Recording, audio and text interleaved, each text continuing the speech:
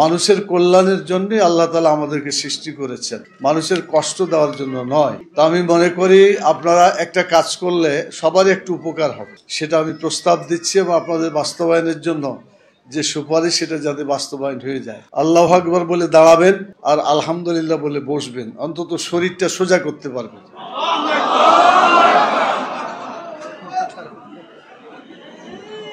আল্লাহ রসুলের কথা যদি সত্যি মানা হতো তাহলে শ্রমিক মালিকের এই বিরোধটা থাকতো না, দেশের উৎপাদন ভালো হতো, দেশের উন্নয়ন হতো, বিদেশে আমরা আমাদের প্রোডাকশন গুলোকে বাইরে পাঠাতে পারতাম, রপ্তানি করে কোটি কোটি ডলার বা যেটাই বলেন বিদেশি অর্থ আমরা আনতে পারতাম। কিন্তু এখন পর্যন্ত যত জুলুম অত্যাচার করছে তারপরেও বাংলাদেশের সিংহভাগ অর্থনীতি এই শ্রমিকদের রক্ত ঝরা এই ঘামের মাধ্যমে অর্জিত হচ্ছে। সেজন্য সরকারকে তাদের সবচেয়ে গুরুত্ব দিতে হবে, 1 নম্বর খাত হতে হবে শ্রমিকদের ব্যাপারে। আমি অবশ্যই একটু আগে এক জায়গায় বক্তব্য রেখেছি যে শ্রমিকদের খাত তো অবশ্যই, কিন্তু শিক্ষা খাতটাকে 1 নম্বরে আনতে হবে। এই শিক্ষাটা শ্রমিকদের জন্য আসা দরকার প্রথমে, কারণ এরাই তো হালাল ভাবে কাজ করবে, এরা সত্যিকার ভাবে মানে তাদের সকল শ্রমকে নিয়োজিত করে হালাল ভাবে দেশের উৎপাদন করবে এবং জনগণের কাছে তাদের খাদ্য এগুলা পৌঁছায় দিবে, যাতে মানুষ ভালোভাবে জন্মগ্রহণ করতে পারে, ভালোভাবে খাবার খেতে পারে, ভালোভাবে চলাফেরা করতে পারে, ভালোভাবে দেশ চালাতে পারে, ভালোভাবে দেশের অর্থনীতি ঠিক করতে পারে। শ্রমিকদের তৈরি করা খাবার তারা না খেলে তার কিছুই করতে পারবে না।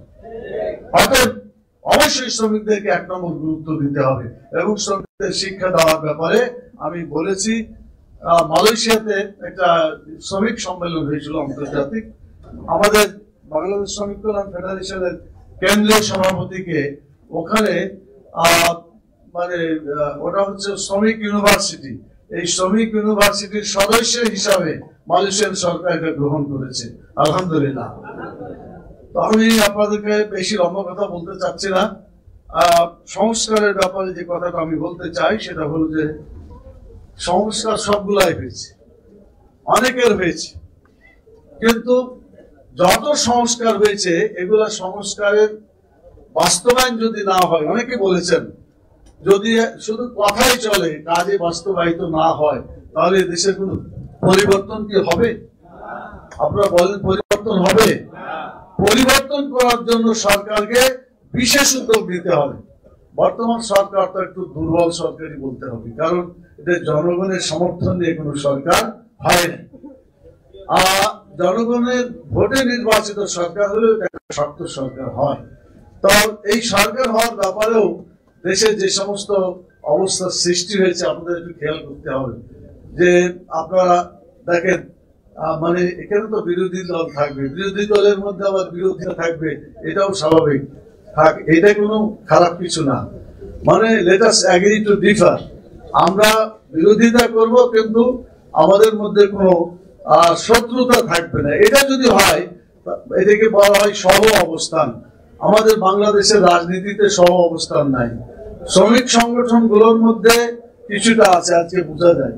আর আমাদের এখানে শ্রমিক সংগঠন যারা আছে অনেকেই আজকে এখানে যোগদান করেছে, আমি তাদেরকে ধন্যবাদ জানাই এবং তারাও আমাদেরকে অনেক সময় দাওয়াত দিয়েছেন, আমরাও গেছি, এখনো হচ্ছে। এটা যদি জাতীয় পর্যায়ে রাজনৈতিক দলগুলোর মধ্যে হতো যে let us agree to differ, এটা যদি হতো তাহলে আমার মনে হয় দেশের রাজনৈতিক অবস্থা দ্রুত সমাধান হয়ে যেতে পারত, কিন্তু এটা করা হচ্ছে না। আমি প্রধান উপদেষ্টাকে বলবো যে আসলে সরকার ভালো থাকলে জনগণ ভালো থাকে, সরকার অবস্থা যদি ভালো হয় শ্রমিকদের অবস্থাও ভালো হবে। মানে সব জায়গাতে সরকারের উপর অনেক কিছু নির্ভর করছে, কারণ তাদের সিদ্ধান্ত তারা সিদ্ধান্ত যেটা দেয় সেটাই বাস্তবায়িত হয়। আমি এক্ষেত্রে বলবো যে আমাদেরকে মানে রাজনৈতিক দলগুলোকে যদি পাশাপাশি বসে সমস্যার সমাধান করে, এখানে কোনো বিরোধ হয় না।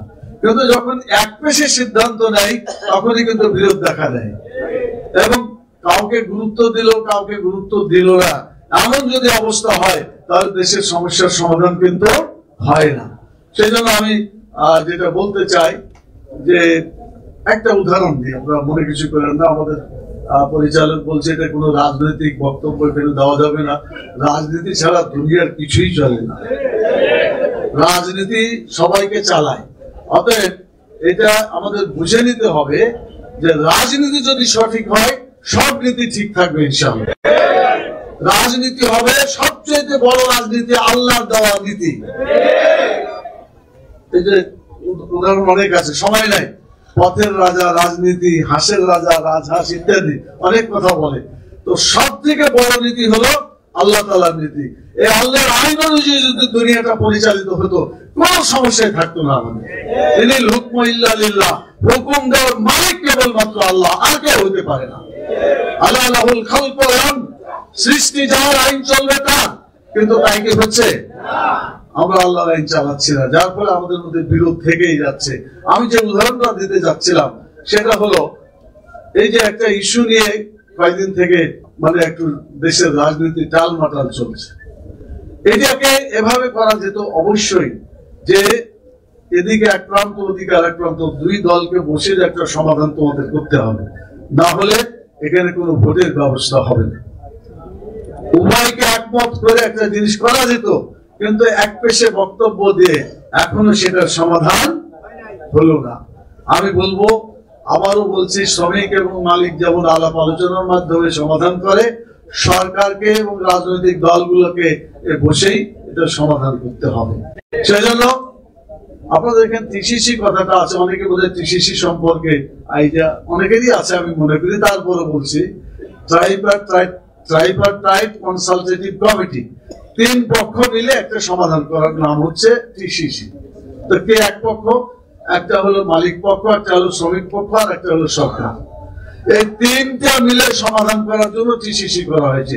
তাহলে শ্রমিক সংগঠনগুলোকে আলাপ আলোচনার ভিত্তিতে সমাধান করা যেতে পারে, এটাই ছিল আসল টার্গেট। কিন্তু দুর্ভাগ্য, এটাও কিন্তু সরকার করে না অথবা করতে পারে না। জোর দিয়ে করলে আমার বিশ্বাস সব সমস্যার সমাধান। আল্লাহর কোরআনের ওই কথা যে বিরোধ থাকলে তোমরা আলাপ আলোচনার মাধ্যমে ফাসলেহু বাইনাহুমা, এটা মুখস্থ করে নেন, ফাসলেহু বাইনাহুমা, মানে তাদের মধ্যে তোমরা আলাপ আলোচনা করে সমাধান করে দাও।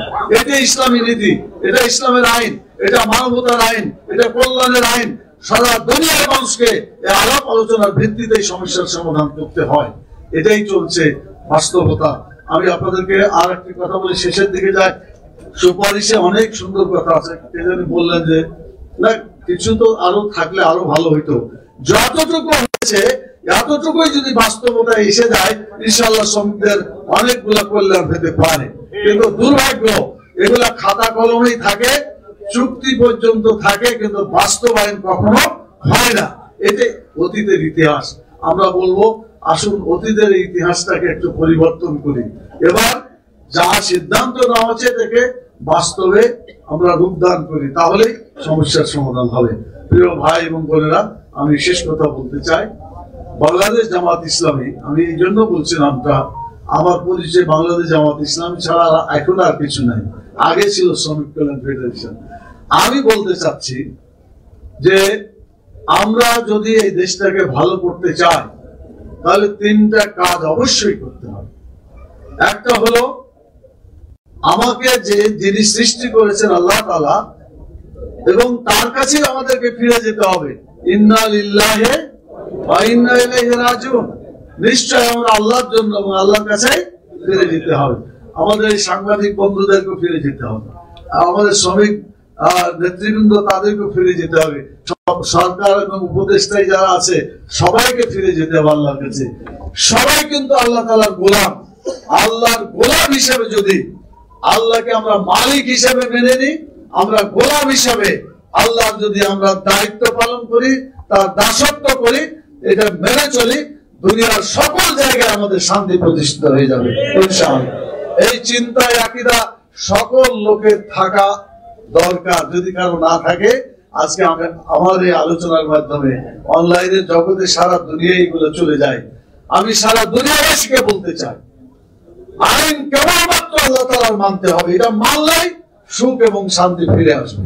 এটা যদি কেউ না মানে, ও যত ভালো আইনি তৈরি করুক না কেন, তার জীবনে শান্তি প্রতিষ্ঠা হবে না। সেই জন্য আজকে শ্রমিক কল্যাণ ফেডারেশনের এবং বিশেষ করে আজকে শ্রম সংস্কার কমিশনের যে সুপারিশ, এই সুপারিশগুলোকে বাস্তবায়নের জন্য আপনাদেরকে ডেকে এনেছেন। আমি দ্বিতীয় যে দায়িত্বটা আপনাদেরকে বলতে চাচ্ছি সেটা হলো যে আপনারা ঐক্যবদ্ধ হন। আমাদের একজন নারী নেত্রী খুব সুন্দর করে বলেছেন যে ঐক্য ছাড়া কোন জিনিস আদায় করা যায় না। আপনারা বিভিন্ন সংগঠনে ভাগ হয়ে থাকেন, কোনো অসুবিধা নাই, কিন্তু আমাদের কমন ইন্টারেস্টে আমরা এক থাকবো।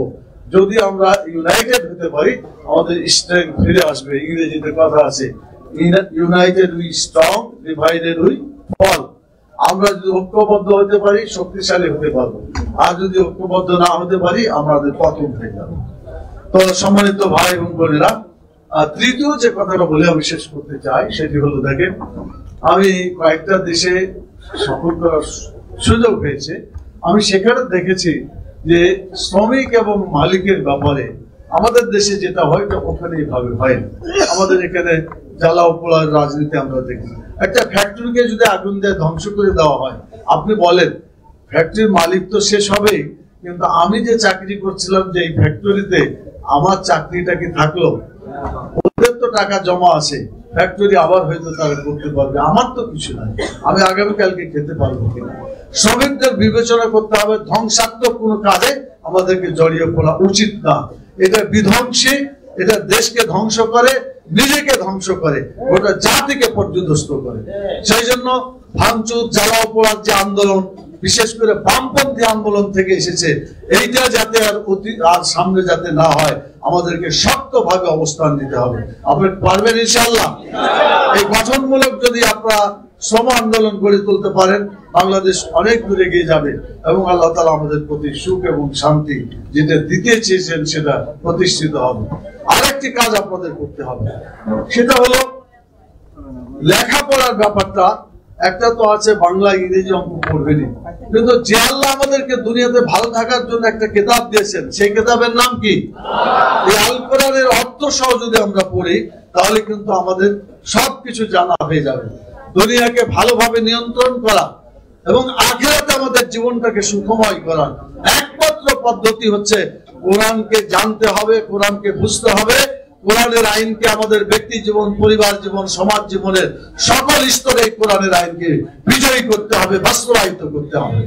যদি এটা আমরা করতে পারি আমাদের সকল প্রকার সমস্যার সমাধান হবে। আগে একটা স্লোগান ছিল যে ভাত কাপড় বাসস্থান ইসলাম দিবে, এটা কিন্তু এখন বলেন, এখন কি বলে? এখন অনেকদিন ভুলে গেছে। ভাত কাপড় বাসস্থান ইসলাম দেবে সমাধান, এটা সত্যিকার কথা। মানে ভাতের মালিক আল্লাহ, কাপড় যে দিবে, যে তুলা থেকে তৈরি হয় এই উপাদান সব আল্লাহর কাছে, বাসস্থান ও তারই মানে প্রাকৃতিক জিনিসপত্র দিয়ে এগুলো তৈরি করা হয়। এই আয়াতটার মধ্যে আমাদের কবির ভাই বললেন আল্লাহু আন্না আহলুল কুরআন ওয়াত্তাকাউলা ফাতাহনা আলাইহিম বারাকাতিন মিনাস সামাই ওয়াল আরদ। আল্লাহ বলছেন যে যদি তোমরা আল্লাহর বিধান অনুযায়ী চলতে পারো, এটা তাকওয়া বলতে বোঝায় আল্লাহকে ভয় করে চলা, মানে আল্লাহর আইন অনুযায়ী চলা। তোমরা যদি আল্লাহর আইন অনুযায়ী চলতে পারো তাহলে তোমাদের লাফাতানা আলাইহিম বারাকাতিন মিনাস সামাই ওয়াল আরদ, আসমান থেকে আল্লাহ রিজিক দিবেন এবং জমিন থেকে আল্লাহ রিজিক দিবেন, আমাদের কোনো সমস্যা থাকবে না ইনশাআল্লাহ। আমরা সমস্যা মুক্ত জীবন পাবো, দুনিয়াতে ভালো থাকতে পারবো, আখিরাতে ভালো থাকতে পারবো।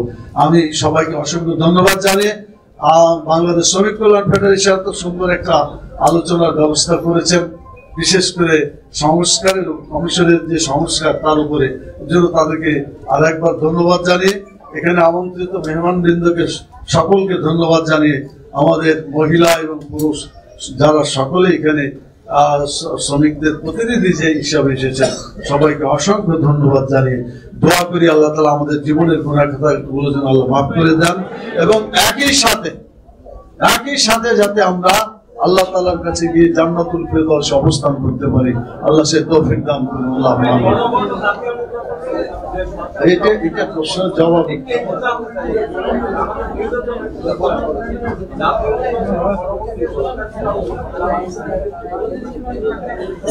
আমরা তো বললাম একটু কথায় একটু ইঙ্গিত পাইছিলাম। আমরা চাই আলাপ আলোচনার ভিত্তিতে সমাধান করতে হবে। এক পেশে কোনো সিদ্ধান্ত এটা জনগণের জন্য ভালো কিছু এনে বহন করতে পারবে। অতএব এই আলাপ আলোচনা যেটা আল্লাহর কথা, সেই আলাপ আলোচনার মাধ্যমে তার সমস্যার সমাধান করতে হবে। এবং এটার জন্য যদি কোনো কিছু অচলাবস্থা সৃষ্টি হয়, এই দায় দায়িত্ব সরকারকে বহন করতে হবে। আল্লাহ তাআলা আমাদের সবাইকে সঠিকভাবে বুঝার এবং আমাদের দায়িত্ব পালন করার তৌফিক দান করুন। ওয়া মা তাওফীক ইল্লা বিল্লাহ। আসসালামু আলাইকুম ওয়া রাহমাতুল্লাহি ওয়া বারাকাতুহু।